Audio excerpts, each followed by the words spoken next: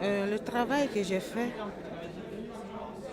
je l'ai fait auprès des femmes victimes des atrocités de la LRA.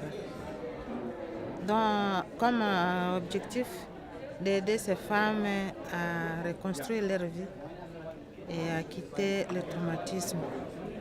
De deux, c'est pour les aider à se prendre en charge, avoir l'autofinancement pour pouvoir subvenir aux besoins de leurs enfants, besoins scolaires, soins médicaux et restauration.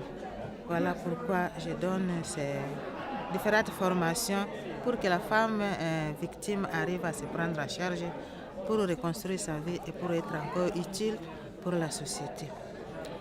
La paix pour moi a un grand prix parce que sans la paix, la personne ne peut pas se développer, ne peut pas s'asseoir pour développer son milieu ni son pays. Et de deux, la paix dans la vie d'une femme, laissez-moi parler d'une femme parce que je vois que la femme a une grande responsabilité dans la vie humaine. Si la femme vit dans la paix, c'est toute l'humanité qui doit vivre dans la paix. Pourquoi je dis cela? Je dis à connaissance de cause parce que c'est elle qui porte la vie, qui commence à éduquer son enfant dès la conception avec l'idée de la paix. Si elle vit dans la paix, elle va transmettre cette paix à la femme qui va naître demain. Et la femme, à son tour, va continuer à éparpiller autour de lui cette paix. C'est pourquoi la paix a un grand prix et très nécessaire pour la vie humaine. D'abord, cette femme qui éduque la nation. C'est pour cela que nous luttons. Je lutte à travers ces différentes formations pour que cette femme qui doit transmettre ce visage de la paix à la femme doit vivre cette paix à travers ces formations que nous lui apportons. Oui, merci.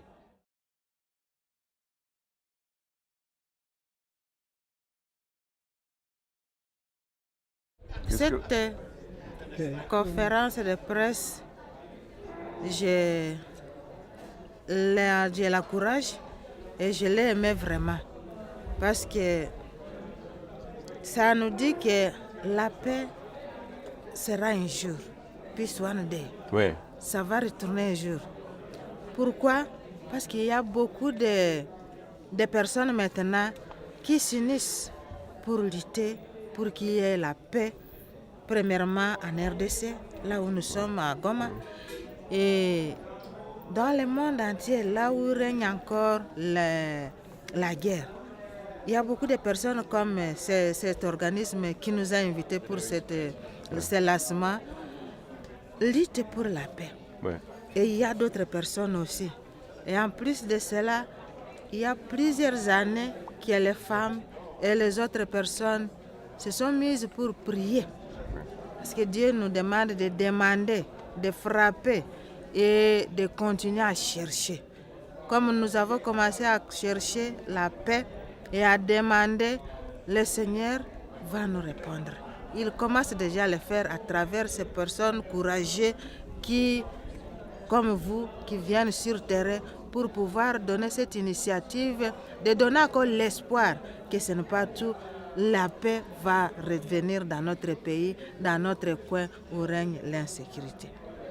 Vraiment, cette initiative, je la salue vraiment avec un grand courage et un grand amour.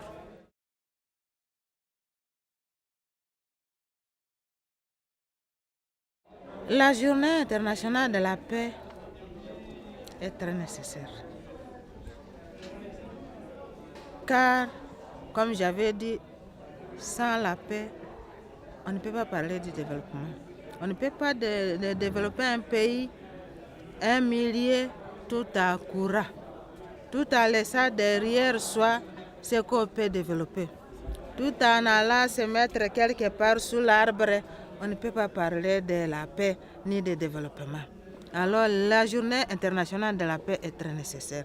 Pour faire appel aux autres personnes ou bien tirer leur attention qu'il y a quelque part l'insécurité. Si nous célébrons la paix dans le monde entier, il faut que ces gens sachent que quelque part, il y a d'autres personnes qui vivent dans l'insécurité, qu'ils puissent se mettre main à la main pour pouvoir amener les autres qui ne bénéficient pas de cette paix internationale, de pouvoir eux aussi à leur tour bénéficier de la paix internationale. Pour que nous tous, comme j'ai dit toujours, main dans la main, que nous puissions aller de l'avant, rendre ce monde meilleur que le Seigneur nous a donné, pour qu'aucune personne puisse regretter pourquoi je suis venu dans le monde, pourquoi j'ai été créé. Alors cette journée de la paix est vraiment très nécessaire pour la vie des hommes. Parce que sans la paix, on ne peut pas parler d'une vie heureuse. Ouais. C'est la paix qui fait que l'homme puisse être épanoui, puisse être heureux dans sa vie.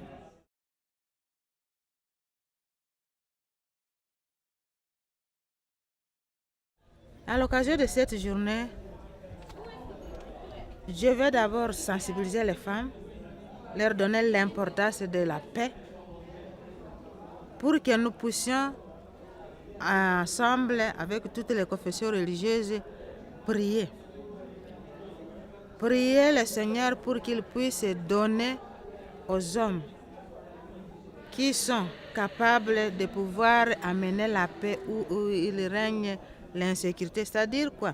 Donner du courage à ces hommes qui sont munis de leur bonne volonté de pouvoir établir la paix dans le monde, la paix dans notre pays, la RDC.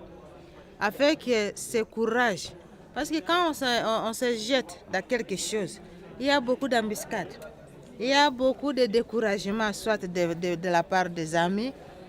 Quelqu'un peut aider ce côté du pays à sortir dans l'insécurité.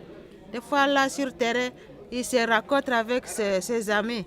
Il n'a plus moyen pour qu'ils disent la vérité, que ce que vous êtes en train de faire à cette population, à ces côtés, ce n'est pas bien. Il faut que le Seigneur, à travers cette bonne volonté, qui donne du courage aux hommes qui se donnent pour pouvoir faire sortir les gens dans la sécurité, afin que nous tous, nous puissions être heureux. D'abord, premièrement, ça sera la prière dans notre territoire. Et même, je vais aussi, par ces médias, appeler les autres chrétiens, les autres croyants, les autres confessions religieuses dans le monde entier. Parce que quand on dit, Jésus nous dit, si une partie de votre corps souffre, c'est le corps entier qui souffre. Cette partie du monde qui souffre, qui est la RDC, c'est la partie du continent qui souffre, c'est la partie du monde qui souffre. J'invite aussi les autres personnes croyants dans le monde entier, ces jours-là, de pouvoir songer à nous dans leurs prières, de prier pour ces pays qui sont encore dans l'insécurité afin de retrouver la paix un jour. Et afin, nous allons sensibiliser les femmes aussi de faire la marche pacifique. Ouais. La marche pacifique pour faire notre plaidoyer de la paix aux décideurs. Ouais. Qu'ils puissent écouter notre cri, notre plaire, que la femme doit être heureuse pour éviter de transmettre la vengeance ou bien, qu'est-ce que je peux dire? Toujours vivre dans les soucis, qu'elle évite à transmettre aux enfants. Ouais. C'est pour cela que nous allons faire la prière et la marche pacifique cette journée-là, le 21 septembre 2014. Voilà. Oui.